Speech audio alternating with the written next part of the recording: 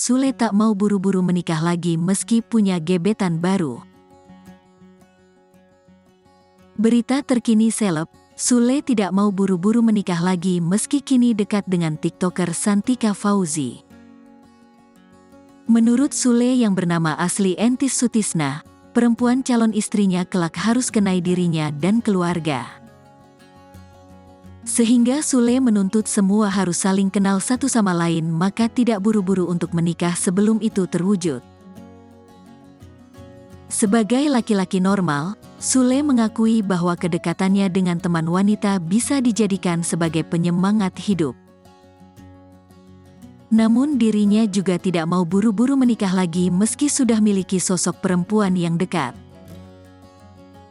Kalau yang deket ya ada, cuman kan aku yang tipikal ibaratnya kalau belum pasti mah nggak yang gimana-gimana lah gitu.